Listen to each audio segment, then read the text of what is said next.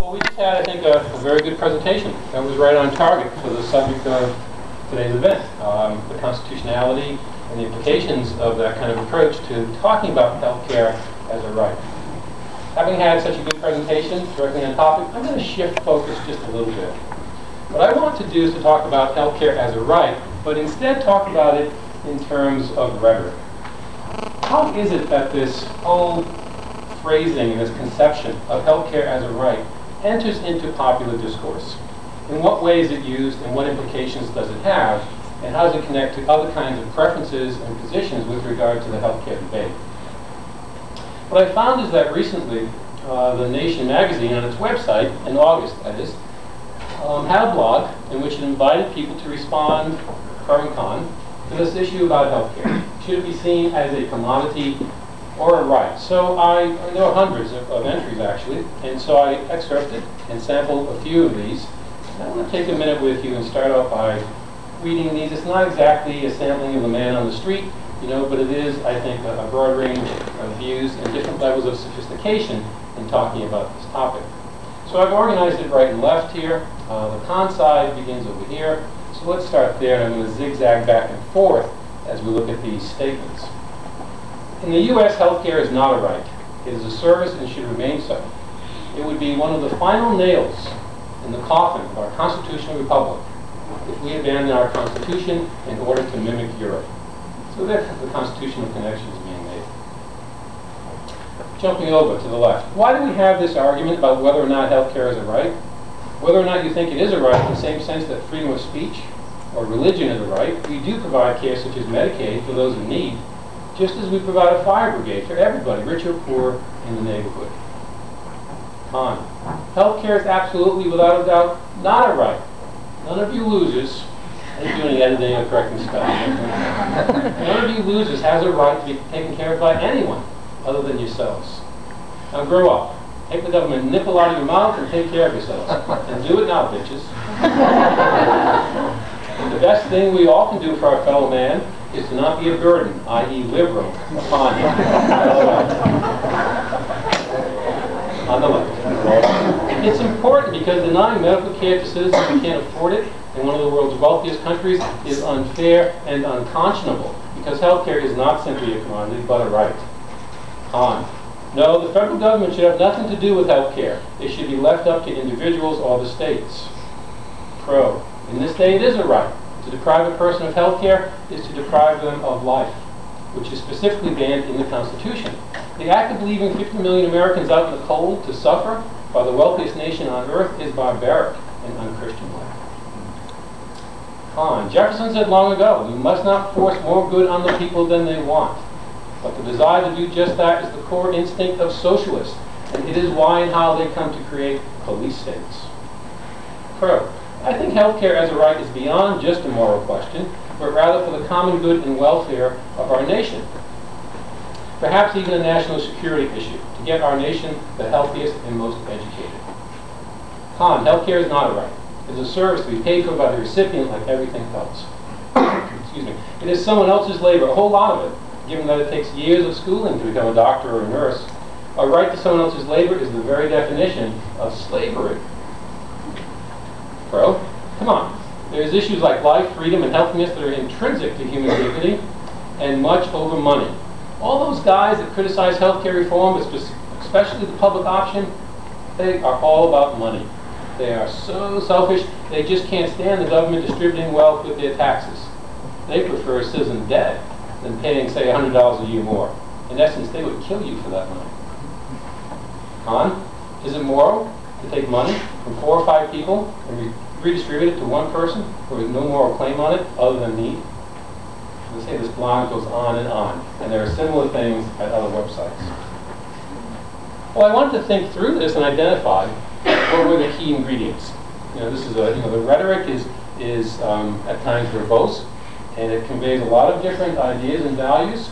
And I want to stop and think about this, to break down the pro and the con side, and to see what are the key values, claims, perceptions, and beliefs that are connected with being for or against this catchy concept of healthcare as a right. So starting with the pro side. I think there's an important theme here that you hear in a number of these quotations and elsewhere, and that is that being an American citizen has to mean certain essentials. Healthcare is one of them. Next, our nation is wealthy enough to afford this. As Michael showed, 16% of the GNP, no other country's coming close. We already spend much more than these other countries. There's no excuse for shirking this obligation.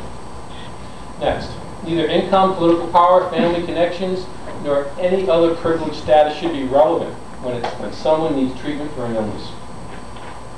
Next, on this issue, it's the people versus the special interests. Next, an entitlement protection is an absolute. It should not depend in any fundamental way on changing political or budgetary circumstances. And the analogy is often made to the Social Security program. That's what our healthcare reform should be looking like, or guaranteed equivalently. Next, solving this kind of problem is exactly why government is there. And finally, most concisely, our society is unjust. Help me, let's help each other. On the other side, con, we have a market economy. Healthcare is a market good. Let the market decide who gets access. People who are against this concept of the right also say, this is the start of the government taking over our lives, the end of liberty as we know it. Next, why should I pay for you? Next, government will make a mess of this like everything else it does. And then the analogy is often made to the specter of rationing by faceless bureaucrats. Next, not everyone deserves health care. And that is why, in the view of some, we shouldn't be talking about this as a right. What about the illegals, the drug abusers, those who refuse to work? Are we going to just give it all to them too? Are they really entitled? Next, what other countries do is irrelevant. America is different and we're better. Finally, if the other side said our society isn't just, help me, let's help each other. The con side says life is unfair, deal with it, help yourself. Well, you know, it's interesting. The debate as set up in that way looks pretty even-steven, I guess. In fact, when you look at the opinion polls, it is not an even breakdown in terms of public reaction to the idea of health care as a right. We've got a few findings I put up here. In this corner over here, we see when the Clinton healthcare debate was taking place in 1993, Los Angeles Times had a national poll. The question was, do you think health care is a right all Americans are entitled to receive from the government, or do you think health care is a privilege Americans should have to earn? About 60% said it's a right. Very close to that time period, CNN Yankelovich party's poll asked similarly, do you think health care is a right that should be guaranteed by the government, or that all people should pay for health care themselves? Again, about 60% said it's a right. I created this little line chart down below because a certain question has been asked consistently over the years, and that is whether the federal government should guarantee health insurance for all Americans, which is a close correlative to the view of saying that health care is a right. And you see that from 1996 to 2009, the percentage has been quite high, the majority. It has been increasing so that most recently it is in the 60s. This quote here is from Thomas Bodenheimer, who wrote in Health Affairs a summary of a lot of the different research on this topic. And this is what he has to say. For many years, public opinion surveys have found that 65 to 86% of U.S. respondents support a government guarantee of health care for everyone who needs it. A 2004 Opinion Research Corporation survey of U.S. adults found 76% agreeing that access to health care should be a right. In a 2003 Pew Forum on Religion and Public Life survey, 72% of U.S. adults, including 51% of Republicans, agreed that the government should provide universal health care. 61% of those who supported health care as a right viewed it as a moral as well as a political issue. At least 8 more polls between 81 and 2000 found similar levels of support for health care as a right to be guaranteed by the government. In 2007, I was fortunate to receive some funding to carry out a survey with my students. We were working in Rhode Island and working with Brown University, the Public Opinion Research Center there. We surveyed in a random sample 410 Rhode Islanders and presented them with this statement. Healthcare is a right that no one should be denied. Asked them to agree, be neutral, or disagree. 84% of Rhode Islanders agreed with that. Now, so the other poll surveys were nationwide. You come to the Northeast, you find there's even more sentiment, very strong sentiment. to this proposition. What difference does it make if you agree with the statement or if you disagree with the statement? Now, I've got a chart here. It's a little bit busy and might be difficult to understand. Let me just point this out. The agree-disagree comparisons throughout here are showing you the responses for those who agreed or disagreed with the concept of health care as a right. And then it's how they responded, to what extent they agreed with certain statements that were in the survey. So, for example, starting down the bottom here, there was a statement in the survey which read, you know, this healthcare reform, this business is just too controversial to tackle politically at this time. Well, you see here, for those who agreed with the idea of healthcare as a right, only 17% agreed with this statement. By contrast, those who disagreed with healthcare as a right were much more likely, 31%, to agree with this particular assertion. What about, I care about everyone having health insurance? Those who agree with the idea of health care as a right, 93.7% of them do say they care about everyone having health insurance. Those who disagree with that right, only 42.9% of them support everyone having health insurance and say they care about it. Requiring an employer mandate. Those who agree with the right, 75.6% want that. Those who don't, 61.9%. Would use government programs to cover the uninsured, 67%. Those in favor of the right, compared to 26.2%. Would set standards to make insurance comprehensive and affordable. 85.2% who believe that want that. Those who disagree with healthcare as a right, only 70.7%. Finally, have government take over the functions of private health insurance. Now, it's not a majority in either case who go along with that, but still, there's a big difference. 31.9% compared to 17.1%, looking at those who agreed or disagreed with the idea of healthcare as a right. Now, as a matter of fact, even though President Obama has not been talking the rhetoric of healthcare as a right recently, he did definitely weigh in on this during the campaign, and I'm going to take my chances here with this link to see if I can pull it up for you. It's only a 30-second clip, but it's worth hearing.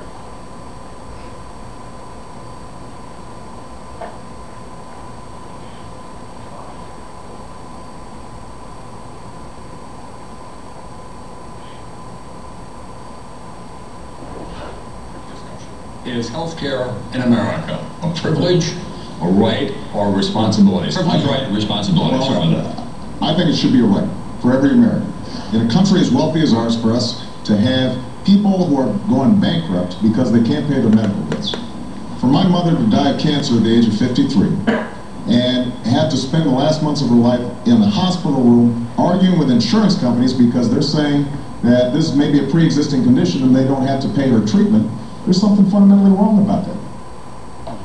It is interesting that as this campaign, this debate has gotten underway, the President and his advisors have chosen not to emphasize this particular theme. And one might wonder, maybe we can talk about it a bit later, whether that was a good tactical choice or not, because he certainly indicated his values at that point. I want to finish up, just mention a few points here, about the problems that arise when you try to take something that is an abstract concept, the notion of a right, something in philosophy, and then consider what does it mean to actually turn it into a program. There's a lot of controversy right now over healthcare. Some of that indeed does have to do with the extreme right, funded with some powerful interest money, stirring up a lot of antagonism.